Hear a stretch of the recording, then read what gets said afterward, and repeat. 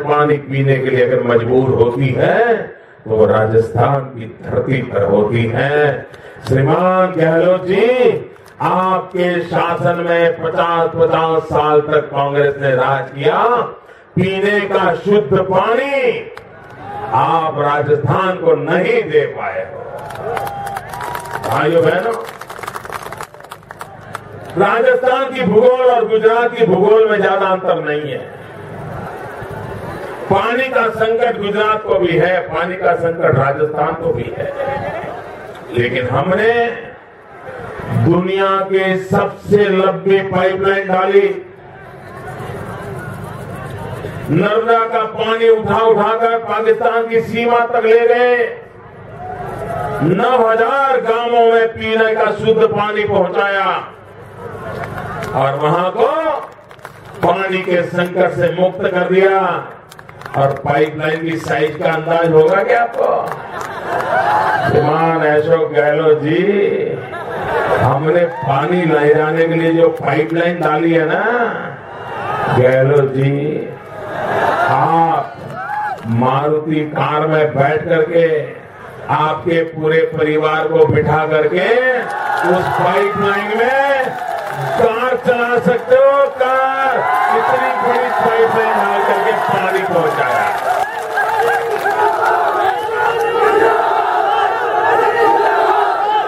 लोगों को पीने का शुद्ध पानी आप नहीं दे पाए हो। आपका नंबर 1 किस बात का है? यहां के रास्ते देखो। आपके मंत्री कहते हैं कि राजस्थान से जैसे ही गुजरात में पहुंचते हैं तो नींद आ जाती है। राजस्थान से गुजरात पहुंचते हैं तो नींद आ जाती है। क्यों? तो बोले रास्ते इतने अच्छे हैं, गाड़ी को कोई जर्क नहीं लगता है। ये बात आप ही के मंत्री कहते हैं, आप ही के गवर्नर आपके रास्तों के खस्ता हाल के लिए जो बयान करते हैं, मैं इसको दोहराना नहीं चाहता हूं। आप इसमें भी नंबर 1 है। आप घोटालों में भी पीछे नहीं हो। एक से बढ़कर एक घोटाले, पूरे खानदान पर घोटाले, पता नहीं किस किस पर घोटाले आपके सर पे मड़े हुए। भाइयों बहनों, हिंदुस्तान में किसी एक सरकार के इतने मंत्री जेल में होंगे तो वो भी रिकॉर्ड आपके नाम पर है। वो भी आप रिकॉर्ड आपके नाम पर है। इतना ही नहीं, राजस्थान में आपकी ये पहली सरकार ऐसी है कि जिसने 5 साल के भीतर 40 से अधिक कम्युनल दंगे करवाए हैं, कौमी दंगे करवाए हैं। 40 से अधिक दंगे आपके शासनकाल में हुए हैं। ये जिम्मेवारी किसकी है? इसमें भी आपका नंबर 1 है। महिलाओं पर अत्याचार में आप आगे हैं। इतना ही नहीं भाइयों बहनों, मां की गोद में बच्ची की मौत, मां के गर्भ में भ्रूण हत्या का पाप, उस पाप पे भी गहलोत जी आप देश के अंदर आगे खड़े हो। आप कौन कौन चीजों में आगे हो? भगवान बचाएं, हमको आपके रास्ते से बचाएं और देश को भी बचाएं और अब राजस्थान को भी इस रास्ते से वापस लाएं। अरे इतना ही नहीं, यही सरिस्काल की भूमि जहां पर दुनिया भर के यात्री आते थे, टूरिस्ट आते थे, बाघ देखने के लिए आते थे। मैं पूछना चाहता हूं श्रीमान अशोक गहलोत जी, 50 साल तक कांग्रेस ने ऐसा कैसा काम किया कि आज बाघ कहीं नजर नहीं आते? और गुजरात में आकर के देखो, हमारे यहाँ शेर है, लायन है, लायन की संख्या बढ़ रही है। आपके यहाँ बाघ मर रहे हैं, मेरे यहाँ लायन की संख्या बढ़ रही है। आप किस मुंह से मेरी तुलना कर रहे हो? किस मुंह से गुजरात की तुलना कर रहे हो? भाई बहनों, अगर इस देश को आगे बढ़ना है तो इस देश को भ्रष्टाचार से मुक्त करना पड़ेगा। और भ्रष्टाचार इस ऊंचाई के लिए अब तक पहुंचा है भाइयों कि देश कभी कल्पना नहीं कर सकता कि भ्रष्टाचार के आंकड़े यहां तक पहुंच जाएंगे। भाइयों बहनों, हमारे शहजादे कह रहे थे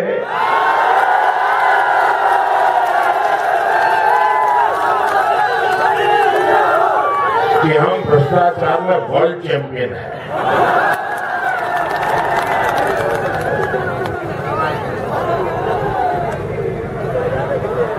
भाइयों बहनों, कांग्रेस पार्टी की ताकत का तो कमाल देखिए। उन्होंने आकाश लोक, पृथ्वी लोक, पाताल लोक, किसी को छोड़ा नहीं है, किसी को छोड़ा नहीं है। जल, थल, नभ, न पाताल छोड़ा न नभ छोड़ा, और धरती पर तो कुछ बचने ही नहीं दिया है जिनका भ्रष्टाचार तीनों लोक में फैला हुआ है। ऐसी कांग्रेस पार्टी, ऐसी दिल्ली की सरकार, ऐसे कांग्रेस के कारनामे, उसे हिंदुस्तान अब ज्यादा बर्दाश्त नहीं कर सकता है। भाइयों बहनों, उन्होंने पाताल लोक के अंदर सबमरीन के घोटाले किए, इन्होंने पृथ्वी लोक में कोयला का घोटाला किया, आदर्श घोटाला किया, रेल का घोटाला किया, पता नहीं क्या क्या किया। वो रेल में भी खा जाते हैं, खेल में भी खा जाते हैं,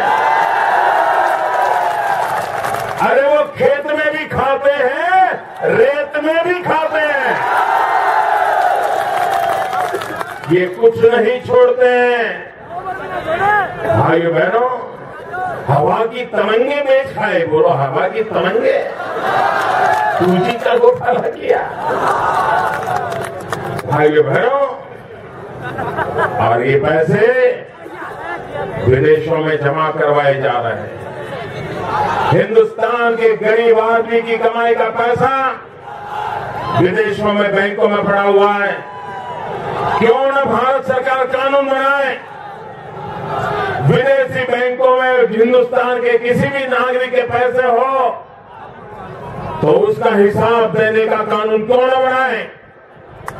वो पैसे कहां से आए, कहां से लिए गए, कहां रखे गए, कौन है उसके पीछे, इस देश की जनता को जानना चाहिए, नहीं जानना चाहिए भैया। ये चोर लुटेरों की जानकारी मिलनी चाहिए, मिलनी चाहिए। ये हमारे रुपये विदेशी बैंकों में रखने वालों के पता चलना चाहिए, नहीं चलना चाहिए। उनसे कर वसूल करना चाहिए, नहीं करना चाहिए। दिल्ली की सरकार को मुसीबत हो रही है, वे भ्रष्टाचारियों का रक्षण करने में लगे हुए हैं।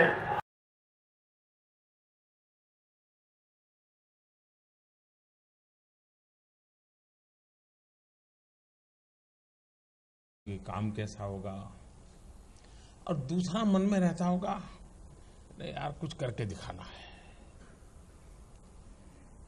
और ये आपके हर एक के मन में होगा, ये नहीं है कि नहीं होगा, क्योंकि हर व्यक्ति को लगता है जीवन में जो भी काम मिला उसको सफल होने की इच्छा हर किसी की रहती है।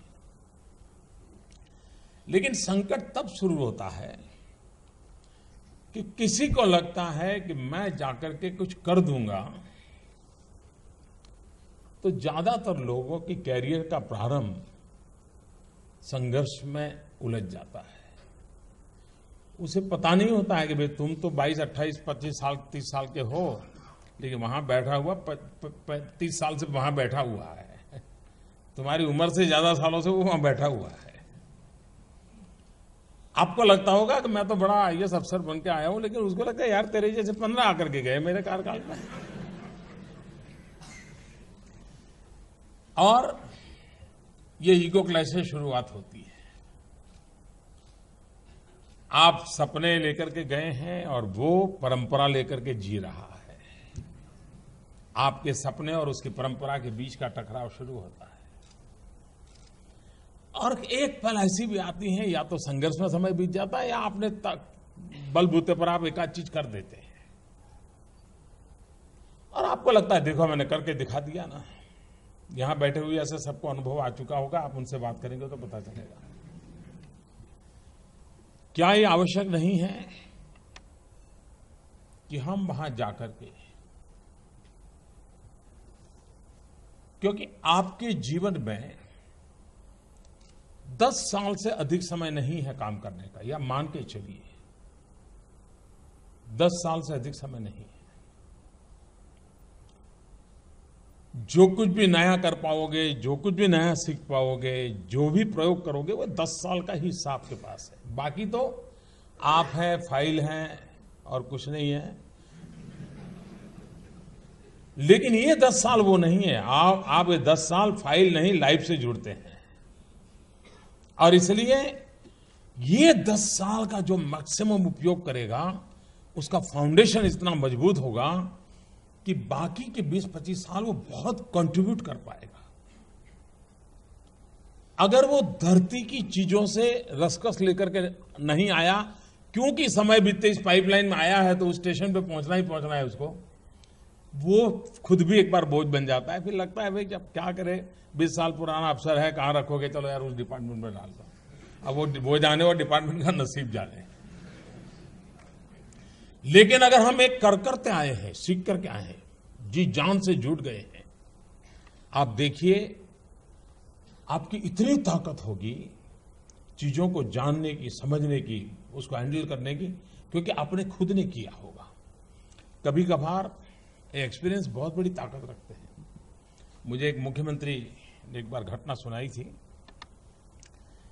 वे अपने कैरियर में बहुत सामान्य एक जीवन से निकले थे। वो भी पुलिस डिपार्टमेंट में छोटी नौकरी करते करते वो आए थे। अब वो व्यक्तित्व में काफी कुछ था तो वो मुख्यमंत्री बने। उनके मुख्यमंत्री काल में एक बहुत बड़े दिग्गज नेता के बेटे का किडनैपिंग हुआ। अब बड़ा टेंशन पैदा हो गया, क्योंकि वो जिसके बेटे का किडनैपिंग हुआ था वो दूसरे दल के थे, ये सब मुख्यमंत्री थे वो तीसरे दल के थे। और मीडिया को तो फिर मौज ही थी। तो लेकिन उन्होंने सारी मशीनरी को मोबिलाइज किया। उन्होंने एक सूचना दी, बड़ा इंटरेस्टिंग था। उन्होंने अपने इंटेलिजेंस वालों को कहा कि भाई तुम जरा देखो, दूध बेचने वालों को जरा मिलो और देखिए कहां पर अचानक दूध की मांग बढ़ी है। पहले 500 ग्राम लेते थे, अब 2 लीटर ले रहे हैं, कहां है जरा देखो। उन्होंने आइडेंटिफाई किया कुछ थे जहां पर अचानक दूध ज्यादा लिया जा रहा था। उन्होंने कहा उसको जरा मॉनिटरिंग करो। और सरप्राइजिंगली ये किडनैप कर करके जो लोग थे जिस जगह पे ठहरे थे वहीं पर दूध खरीदा जाता था 2-3 लीटर अचानक। उस एक बात को लेकर के उन्होंने पूरा अपना जो बचपन का, जवानी का जो पुलिसिंग का अनुभव था वो मुख्यमंत्री बनने के बाद काम में लगाया।